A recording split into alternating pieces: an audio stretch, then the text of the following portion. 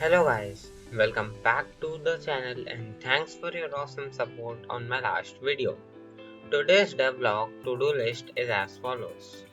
Adding a checkpoint system, adding AI cars, UI for the game, drift effects for the car, and some good old post processing.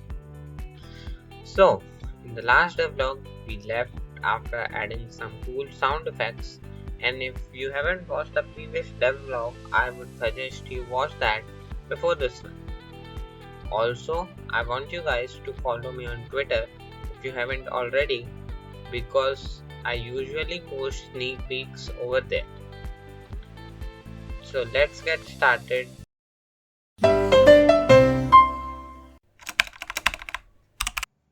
So the checkpoint system was necessary to track how many laps the player has completed, and also if the player's car crashes or something, we need to respawn them in the checkpoint's position. This checkpoint system would also come in handy when I'll be making enemy cars later in the video. The way the checkpoint system works is that I have placed colliders all around the map and stored them within a single game object called checkpoints. Then I loop through all the children in order to store them in an array. These colliders trigger when an enemy or player passes through them. When a player passes through the final checkpoint, we can increase the current lap by 1. But wait, what if the player went in the opposite direction to simply skip all the checkpoints and trigger the final checkpoint directly? To counter this issue, I have attached a script called lap tracker in each car. This script has a variable called previous checkpoint. When we pass through a checkpoint, the checkpoint triggers a function called update checkpoint. This function checks if the previous checkpoint's index is equal to the index of current checkpoint minus 1. This way we can check if the player did not skip through any checkpoints by going in the reverse direction. This script also keeps a track of current lap each car is on. Once the player passes through the final checkpoint, we increase the variable called current lap by 1 in the respective car. Next, we had to add AI cars. Now, obviously, you are not going to race solo in this game, so we'll need some kind of enemies. I'm also thinking of adding multiplayer, but for now, we are stuck with single player. So, the AI cars texture needs to be different, its color needs to be different. So I tested with various colors, and in the end I settled on purple. So let me first explain how this AI car works. For now I only have worked on the bare essential for this AI, so it's kind of dumb and unresponsive. But later on I am planning to give this AI a complete makeover. But for now, here is how it works. First thing I do is try to find out the forward vector for the car. For those of you who do not know what a forward vector is, let me explain it in simple words. Basically, a forward vector is a vector which always gives you the direction of a forward relative to the car. We can find the forward vector by using transform.forward, which returns the forward vector of our car. Then I need to find the direction of the next checkpoint. I made a function called getNextCheckpoint in the lap tracker script, which we can use to find the position of the next checkpoint. And then I just use the next checkpoint collider on closest to the bounds. It's something like this. I'll give you the documentation link. So basically I need to find the closest point on that collider from our car's position, and then we can do something like this.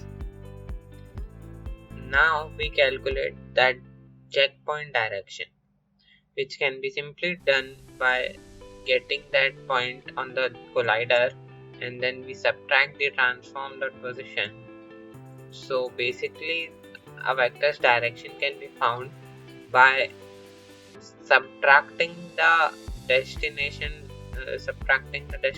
from the source, and then I just normalize it so it has a magnitude of 1. Great, so now we both have the forward vector and the checkpoint direction. Now all we need to do is do some math to find out the angle between the forward vector and the position of the next checkpoint. This angle is crucial to find out the steering value of the car. Then we divide this angle by 180 degrees to get the steer value for the car.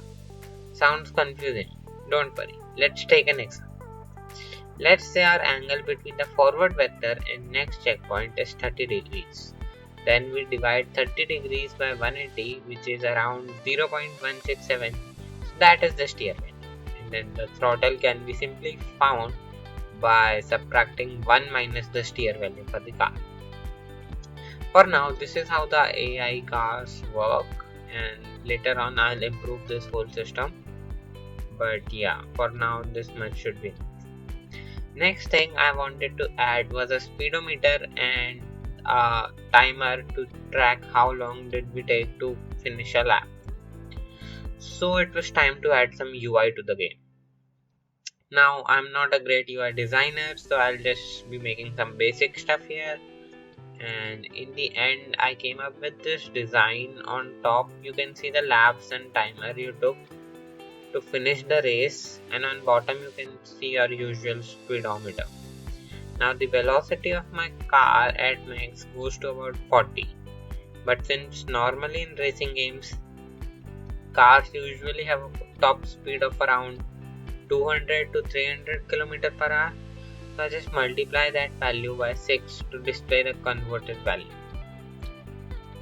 Drift effects. As you can see, the game was missing something essential, which is our drift.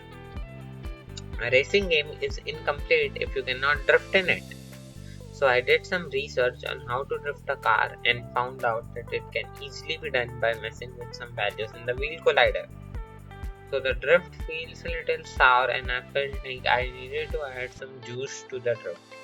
And thankfully the car asset which I imported from the asset store has some particle effects built into it.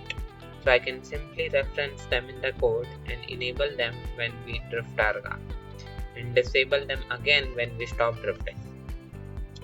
Post-processing. Now I wanted to add some juice to the game, so I decided to add some post-processing to the game. If you don't know already, Unity provides a number of effects and full screen effects that can greatly improve the appearance of your game with very little setup time.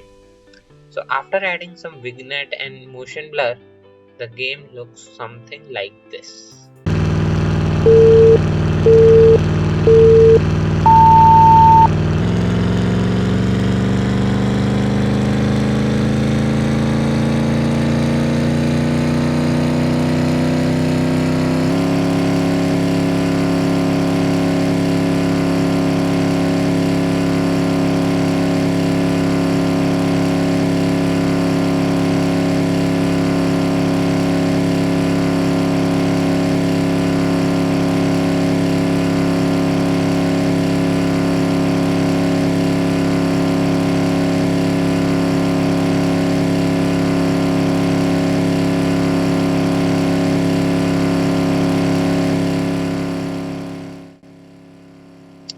Thank you guys for watching this video, and please make sure to like and subscribe the channel. Also comment down any features you would like in this game, and I hope you enjoyed this video. I will try to upload part 3 as soon as possible. See you in the next one.